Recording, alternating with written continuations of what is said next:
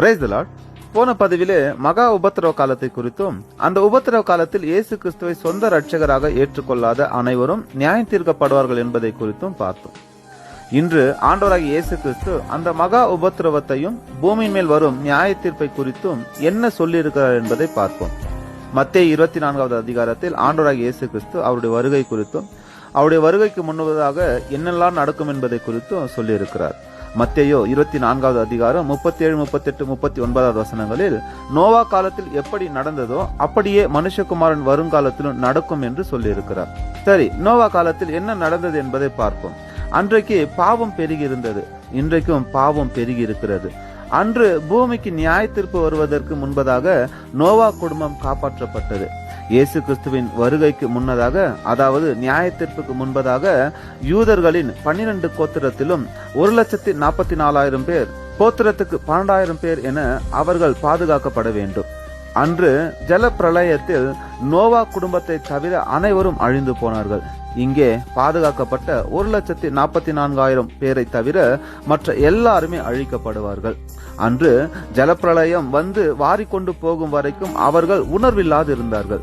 இங்கேயும் அப்படியே அநேக நியாய தீர்ப்பு வரும் வரைக்கும் உணர்வில்லாதவர்களாய் தான் இருப்பார்கள்.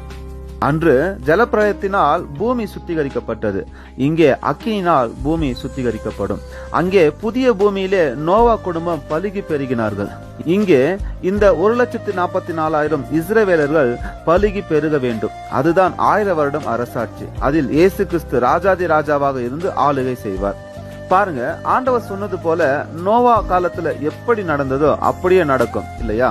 அதே போலதான் நோவா பேழைக்குள் போவதற்கு முன்னதாக ஏனோக்கு தேவனோடு சஞ்சரித்து எடுத்துக் கொள்ளப்பட்டார். அப்படியே இங்கே இந்த நியாய தீர்ப்புக்கு முன்பதாக இயேசுவை விசுவாசித்து அவரால் ரட்சிக்கப்பட்ட சபையாக நாம் அனைவரும் 2வது வருகைக்கு முன்னதாக எடுத்துக் கொள்ளப்படுவோம். மணவாட்டியாகிய நாம மணவாளனோட சேர்ந்து ஆளுகை செய்வோம்.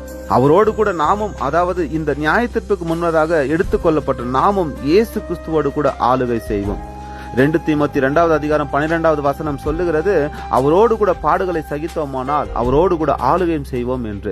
வெளிப்படுத்தின விசேஷம் 3வது அதிகாரம் 21வது வசனத்தில் ஆண்டவராகிய இயேசு கிறிஸ்து சொல்லி இருக்கிறார், நான் ஜெயங்கொண்டு என் பிதாவினுடைய சிங்காசனத்தில் அவரோடு கூட உட்கார்ந்தது போல ஜெயங்கொள்ளுகிறவன் எவனோ அவனும் என்னுடைய சிங்காசனத்தில் என்னோடு கூட உட்காரும்படி அருள் செய்வேன் என்று. பழைய ஏற்பாட்டின் பரிசுத்தவான்கள் கேட்டு கிடைக்காதது நமக்கு இயேசு இலவசமாக கொடுத்திருக்கிறார். இதைதான் நாம் கிருபையின் காலம் என்கிறோம்.